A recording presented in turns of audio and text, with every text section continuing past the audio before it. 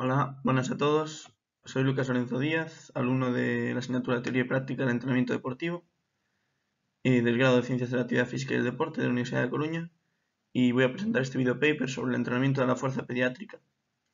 Y bueno, lo primero de todo, pedir perdón por la voz, porque tengo la garganta inflamada, pero bueno, espero que me podáis llevar bien el vídeo. Bueno, este es el índice, en el que primero trataremos en la introducción, haremos una delimitación conceptual de la fuerza y luego hablaremos de los tres tipos diferentes de fuerza que hay, que son fuerza máxima, fuerza explosiva y fuerza de resistencia. Después hablaremos de la tríada de inactividad pediátrica y qué es este concepto, y luego nos centraremos más en la dinapenia pediátrica, que es un concepto dentro de esa tríada, sobre la que tenemos un congreso online en presentación de diapositivas de Iván Chul, subido en Moodle. A continuación veremos las metodologías para el desarrollo de la fuerza explosiva y la fuerza de resistencia, porque serán los dos tipos de fuerza que trabajaremos en la sesión del martes. Y después veremos el entrenamiento de la fuerza en edades prepuberales, puberales y postpuberales, y veremos pues las diferencias que hay en estas diferentes etapas. Luego veremos la sesión de entrenamiento que tengo planificada dar el martes, si me recupero de la fiebre finalmente y puedo darla, esperemos que sí. Y luego las referencias bibliográficas. Bien, pues ¿qué es la fuerza? La fuerza es una de las capacidades motoras que garantizan la realización cuantitativa y cualitativa del gesto técnico, independientemente de la edad de quien lo ejecute. Además, con el correcto entrenamiento de esta capacidad, se crean las condiciones para tener protegidas pues, las articulaciones, la columna vertebral y así como las posibles compensaciones y desvíos posturales. Concretizar el concepto de la fuerza presenta grandes dificultades, ya que intervienen múltiples factores de orden físico y psicológico, de una forma más o menos interactiva, con los diferentes factores de rendimiento deportivo. Podemos definir la fuerza como la capacidad de vencer resistencias o fuerzas a través de la actividad muscular. Mano, en 1992, define la fuerza como la capacidad motora del hombre que permite vencer una resistencia o contraponerse a ella mediante una acción de gran tensión por parte de la musculatura. Y para poder actuar, la importancia del entrenamiento de fuerza en los jóvenes y proceder a la selección adecuada del tipo de fuerza que deberá predominar en los respectivos planes de entrenamiento, es fundamental que se conozcan las diferentes manifestaciones de la fuerza muscular y que derivan del tipo de contracción que se exige en las diferentes modalidades deportivas. En la práctica existe una diversidad de tipos de fuerza que se definen como dije antes, fuerza máxima, fuerza explosiva y fuerza de resistencia. Y bueno, por decir un poco por encima lo que es cada una, la fuerza máxima la entendemos como la mayor tensión que nuestro sistema neuromuscular puede producir en una contracción voluntaria máxima. La fuerza explosiva la entendemos por la capacidad del sistema neuromuscular para vencer resistencias con una elevada velocidad de contracción. Y la fuerza de resistencia la entendemos como la capacidad del organismo de resistir la aparición de fatiga en pruebas que exigen un rendimiento de fuerza durante un periodo de tiempo prolongado. Bien, ahora vamos con esto de la tríada de inactividad pediátrica. Este triángulo que tenemos ahí, que como dije está explicado en Moodle, en el congreso que está colgado en Moodle, y que también lo vimos en la asignatura de salud. La inactividad física puede ocasionar grandes problemas de salud a corto, medio y largo plazo, puesto que existe una probabilidad muy alta de trasladar los bajos niveles de condición física de la niñez a una edad adulta. De hecho, la inactividad física es considerada uno de los principales problemas de salud pública del siglo XXI, siendo catalogada como el cuarto factor de riesgo de mortalidad a nivel mundial, por detrás de enfermedades como la hipertensión, la diabetes o la dislipemia. A raíz de ello, surge el concepto de tríada de la inactividad pediátrica, con el objetivo de establecer las principales causas de los niveles insuficientes de actividad física de niños y adolescentes en la sociedad actual. La tríada pediátrica consta de 3 factores interrelacionados, que son los que vemos en la imagen. Serán el desorden por déficit de ejercicio, la dinapenia pediátrica y el analfabetismo motriz. La primera, el desorden por déficit de ejercicio, se refiere al incumplimiento de las necesidades diarias recomendadas de ejercicio físico, tanto en calidad como en cantidad. De segundo, tenemos la dinapenia pediátrica, que es un concepto en el que en la siguiente diapositiva hablaré más profundamente de él, que consiste en un estado físico caracterizado por unos bajos índices de potencia y fuerza muscular, sumados a altas limitaciones a nivel funcional, no causados por alteraciones musculares o neurológicas. Y por último, ese physical illiteracy, que lo traducimos como analfabetismo motriz, es entendido como la incapacidad para llevar a cabo diferentes actividades físico-deportivas con unos adecuados niveles de competencia motriz, autoconfianza y conocimiento. En esta presentación nos centraremos, como ya dije, en explicar el concepto de dinapenia pediátrica en la siguiente diapositiva. Ok, entonces, ¿qué es esto de la dinapenia pediátrica? Pues como dijimos antes, la dinapenia pediátrica es un componente de la tríada pediátrica, que consiste en un estado físico caracterizado por, como dije antes, bajos índices de potencia y fuerza muscular, sumados a altas limitaciones a nivel funcional, no causadas por alteraciones musculares o neurológicas. Para poder hacer frente a este componente de la tríada, es esencial promover el incremento de los niveles de práctica físico-deportiva a edades tempranas, con el objetivo de que el ejercicio físico se convierta en un hábito diario en niños y en adolescentes. En este contexto, un reciente estudio de Ivan Chulby, el del Congreso de Moodle, y Feigenbaum y Cortel, en 2018, apunta a la necesidad de incluir un programa de entrenamiento de fuerza en estas edades para prevenir y controlar la dinapenia pediátrica. Por consiguiente, el entrenamiento de fuerza llevado a cabo 2 o 3 veces por semana implica una serie de beneficios en la población infantil y juvenil, tales como la reducción del tejido graso, especialmente la grasa visceral, y se optimiza la densidad mineral ósea. También se disminuye el riesgo de sufrir lesiones y se incrementa el metabolismo basal. Vale, ahora hablaremos de las metodologías del desarrollo de los diferentes tipos de fuerzas. Ahí tenemos explosiva, resistencia y máxima. Bueno, se entiende que es máxima, aunque está tapando aquí la cámara, no sé cómo moverla, pero bueno, es fuerza máxima. Y bueno, hablaremos un poco de las metodologías de desarrollo de cada una, ahora por encima. En el entrenamiento con jóvenes se deberá de dar gran importancia al desarrollo de la fuerza explosiva y de la fuerza de resistencia, como vamos a llevar a cabo en la sesión, para ser estas las componentes de la fuerza típica en las edades comprendidas entre los 10 y los 16 años. La fuerza máxima tiene su inicio de desarrollo a partir de los 16 años, siguiendo reglas bastante rigurosas ya para que se eviten lesiones en todos los sistemas y órganos. Para una metodología de entrenamiento debidamente adecuada a los niveles de maduración de los jóvenes, la carga de entrenamiento debe de ser caracterizada siguiendo 2 modelos. Los vamos a ver, serían la autocarga, que es decir, el peso corporal del propio atleta, y la carga externa, que son los kilos añadidos.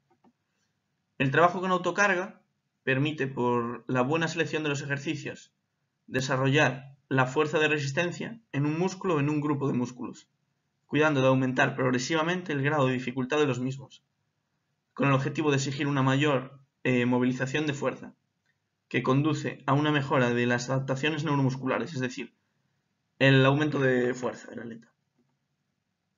La organización de los programas de entrenamiento con carga externa puede contemplar cargas leves, puede contemplar cargas pesadas, recurriendo a pesas, o puede contemplar ejercicios con un compañero. Las cargas leves pues pueden ser los casos de empleo de balones medicinales, como vamos a usar en mi sesión, sacos de arena, pesas, etc. Las cargas pesadas con pesas serían ya las máquinas de musculación que hay en cualquier gimnasio, otros aparatos que permitan un cuidadoso control de la intensidad del entrenamiento. Y luego los ejercicios con un compañero. Este compañero se opondrá a la resistencia al avance, al empuje o al transporte. Y bueno, a continuación veremos con un poco más de detalle la fuerza explosiva y la fuerza de resistencia, que, como dije, serán las que llevaremos a cabo en la sesión del martes. Vamos entonces primero con la fuerza explosiva. La fuerza explosiva es, como ya dijimos, la expresión de la fuerza típica en niños y jóvenes. Los saltos, las carreras y otras actividades realizadas de forma espontánea por niños contribuyen a que lleguen al mundo del entrenamiento con niveles de fuerza explosiva en los miembros inferiores relativamente desarrollados. Es importante que no se proceda solamente al entrenamiento de la fuerza explosiva al nivel de los miembros inferiores y la velocidad del sprint. En un programa bien construido deben de estar contemplados ejercicios también con objetivos de desarrollo de la fuerza explosiva a nivel de brazos y tronco, es decir, del tren superior. Los ejercicios para desarrollar la fuerza explosiva pueden ser organizados pues, de la siguiente manera. Podemos basarlos en saltos, podemos basarlos en lanzamientos explosivos, podemos basarlos en series con y sin sobrecarga, podemos alternar ejercicios de fuerza explosiva con velocidad pura, podemos hacer actividades lúdicas, juegos en espacios reducidos que trabajen esa fuerza. Luego tendremos estafetas con actividades de varios tipos también, se puede hacer, y podemos combinar varias actividades. Vale, ahora en cuanto a la fuerza-resistencia, al igual que la fuerza explosiva, es una de las capacidades de fuerza que deben desarrollarse en el programa de entrenamiento con jóvenes. Recordemos que la fuerza de resistencia es la capacidad de un organismo a resistir la fatiga en pruebas que requieran el empleo de la fuerza durante un tiempo prolongado. Natación, ciclismo, remo, carrera, esquí con obstáculos, son algunas de las modalidades, esquí o carreras de obstáculos, son algunas de las modalidades en las que la fuerza de resistencia desempeña un importante papel en la práctica deportiva. En la formación deportiva de los jóvenes se tendrá presente que la expresión de esta fuerza se caracteriza por la asociación de la fuerza y de la capacidad de resistencia orgánica. En la actualidad, la planificación del entrenamiento constituye una de las tareas más importantes del entrenador. Esta significa organizar, definir objetivos y las tareas a cumplir durante un periodo de tiempo. Pues ahora vamos a ver cómo planificar el entrenamiento en las diferentes etapas, en la prepuberal, en la puberal y en la postpuberal. Vamos con la etapa prepuberal, que la situamos entre los 6 y los 10 años. La organización anual del entrenamiento para niños con estas edades va en sentido de garantizar un desarrollo general de todas las capacidades motoras y coordinativas, asociándose con un peso significativo a las cuestiones relacionadas con el aprendizaje inherente a la modalidad deportiva. La participación en varias competiciones no constituye en este periodo de la formación el factor que determine la estructura de la planificación anual. Es decir, aquí las competiciones no son prioritarias.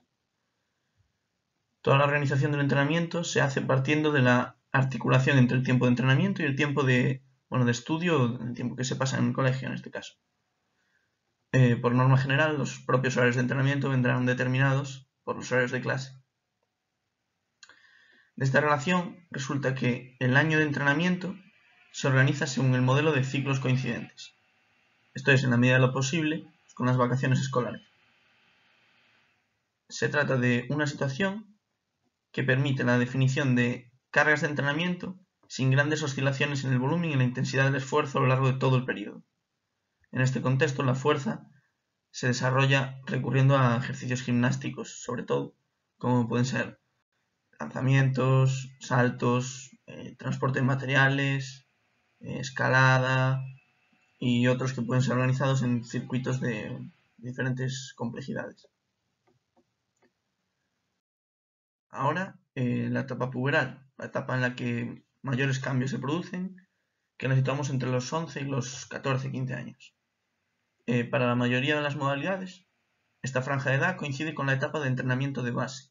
Estamos en una fase para iniciar el desarrollo de la fuerza explosiva a través de multisaltos, lanzamientos con objetos de carga superior a la etapa anterior, prepuberal. Es igualmente un momento para entrenar la fuerza de resistencia, recurriendo a cargas de baja intensidad con un elevado número de repeticiones.